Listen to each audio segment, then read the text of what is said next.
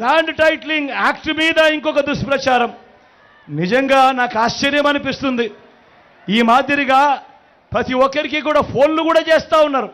ఫోన్లు చేసి కాల్స్ చేసి దుర్మార్గమైన ప్రచారము అబద్ధాలతో చెప్తా ఉన్నారు.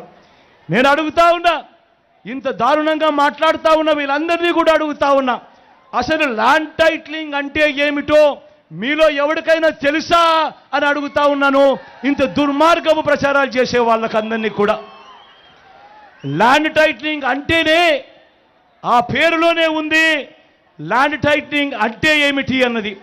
ల్యాండ్ టైటిలింగ్ అంటే ల్యాండ్ టైటిలింగ్ యాక్ట్కు అర్థం వారి భూముల మీద సంపూర్ణ హక్కులు రైతులకు భూ యజమానులకు ఎల్లవేళలా ఉండేట్టుగా ఒక చట్టం చేయడమే, ఒక యాక్ట్ తీసుకొని రావడమే దాని అర్థము అని చెప్పి తెలియని ఈ మూర్ఖులకు ఈ సందర్భంగా తెలియజేస్తా ఉన్నా.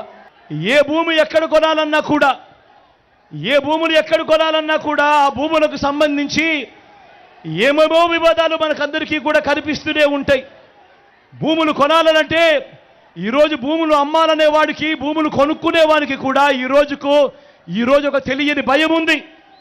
కాగితం మీద ఉన్న భూమి కంటే ఎక్కువ తక్కువగా ఉండటం, సబ్ డివిజన్ జరగకపోవడం, రికార్డులన్నీ అప్డేట్ కాకపోవడం, మ్యూటేషన్ జరగకపోవడం, ఇటువంటి అనేక భూ వివాదాలు పెరిగి అమ్ముకునే వారికి కొనుక్కునే వారికి మనశ్శాంతి లేకుండా అధికారుల చుట్టూ కోర్టుల చుట్టూ దశాబ్దాలుగా తిరుగుతూ వస్తూ ఉన్నారు.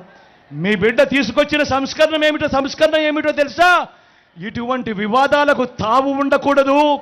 ప్రతి ఒక్కరికి కూడా వాళ్ళ భూముల మీద సంపూర్ణ హక్కులు ఉండాలి. ఆ హక్కులకు గ్యారంటీ ఇస్తూ గవర్నమెంట్ వాళ్ళకు తోడుగా ఉండేట్టుగా చేయడమే ల్యాండ్ టైటిలింగ్ యాక్ట్కు అర్థం.